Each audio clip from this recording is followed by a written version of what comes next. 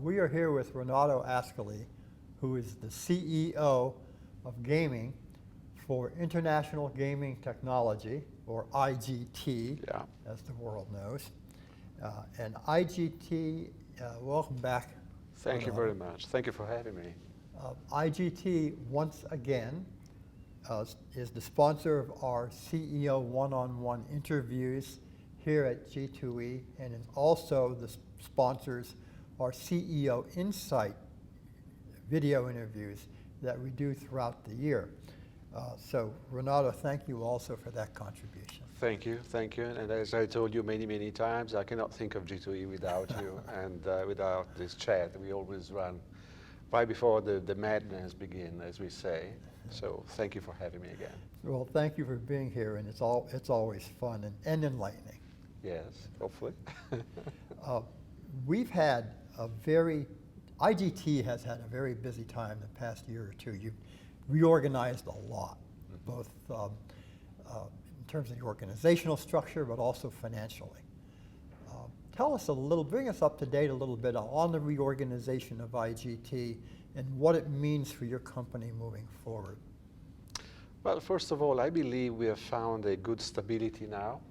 I think that having 3 business units, 3 divisions, focus on each and every segment of the market, I would probably say focusing on the customers and the players in each segment on the market is paying dividends. So we believe that the lottery ecosystem is something unique. We debated a lot whether the digital space and what we call the land-based space should be divided.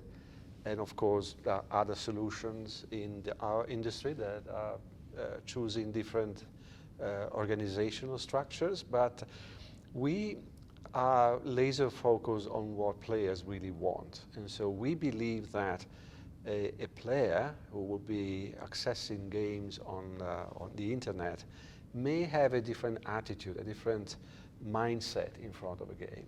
And so this is why we would like to keep that specificity, which is different from a player who is visiting a casino. They probably deserve a different level of attention. And so I think we want to capitalize on that for another good number of years. But having said that, it is not that the 3 entities are not cooperating between each other. So the team that I lead, the land-based game, the global gaming, as you rightly pronounce it, is the source of almost all the games that we then offer to the digital space or to the lottery space. We are happy to provide them with the best of breed, but they use our assets, if I would say so, and they slightly tweak the games, the frequency of the jackpots, the frequency of the winnings, so that they can be more attuned to a digital space. So we see it working. Results are also coming. Keeping my fingers crossed, of course. Hopefully G2E will be another stepstone in the complete recovery of the business. So I do not see why we should be changing anytime soon.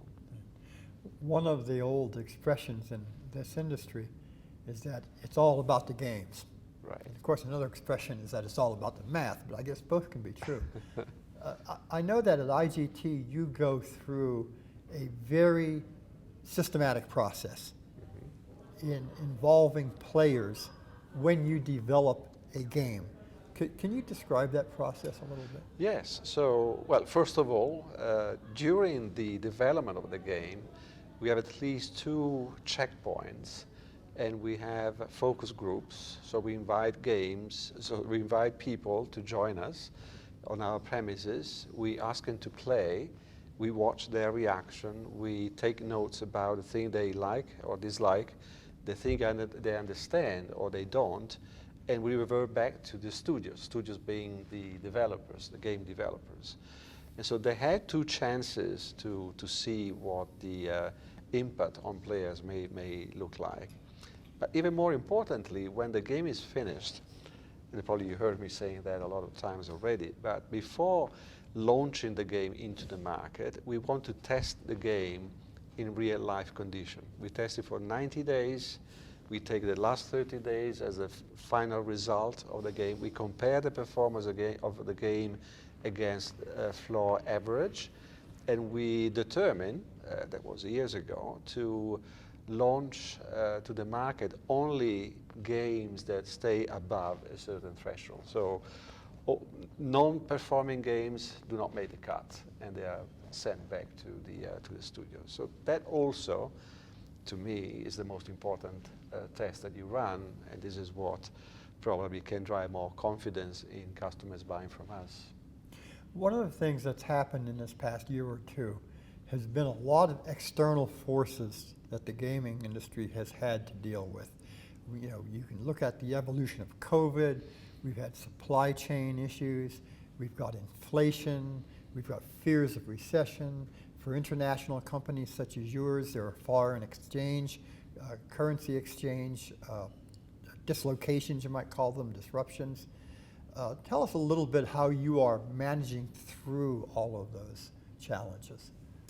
You're right. So two last year have been quite difficult to manage, and I'm fortunate that the team was quite successful in doing so, at least so far. So COVID, of course, the first great concern, something that caught all of us by surprise. I think that we managed to reduce the impact on the company during the darkest hour. Now we are seeing a constant recovery, well, almost complete recovery in North America. We still see international markets that are going back slowly to the pre-COVID state, but the path is improving month after month. I would never say the war is over. I think we need to constantly keep an eye on these developments, but I'm confident that probably with some delays compared to North America, EMEA, Australia, Asia will come back to a pre-COVID state, although probably 2-3 years from now, not before. The other huge issue that we are still dealing with is supply chain issues, and this is hitting us in, I would say, 3 different ways. One, we do suffer from increased cost of some components, and so we are trying to negotiate the best condition, but this is not easy, at least for now. Second, the big issue, probably the biggest, is about deliveries, capacity to deliver. At some point in time, we found ourselves in the condition not to be able to satisfy all our customers' needs.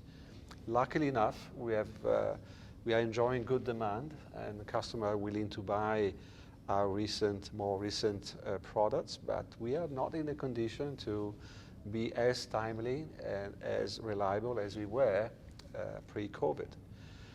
But I think you mentioned that the third and most important concern we have is about the future.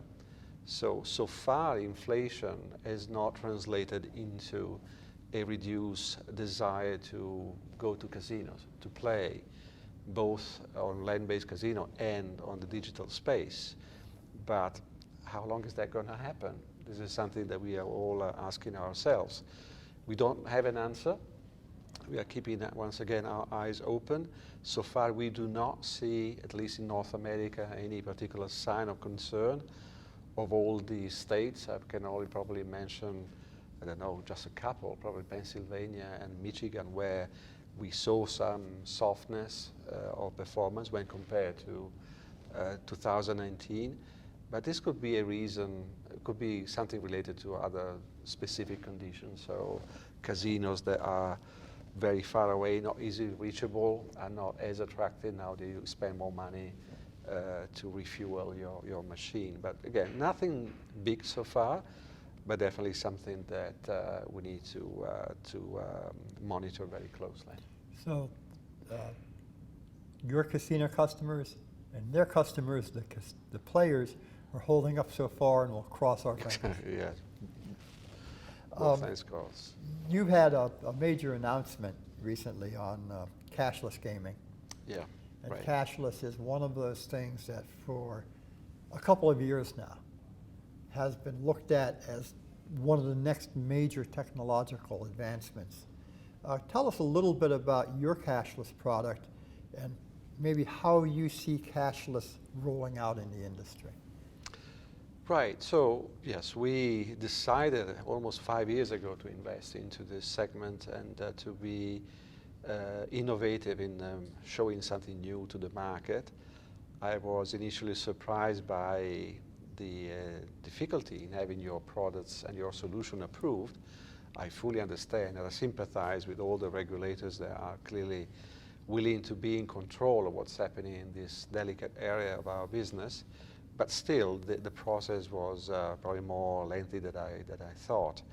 Now we are, I would say, over that phase, and we ended up in having Station Casino. Now I can finally pronounce the name of the partner we have in this endeavor, and we are in the condition to deliver the full cardless, cashless solution to the market, although we're still doing it in a very progressive way. We want to teach our clients how to do it, how to take advantage of that.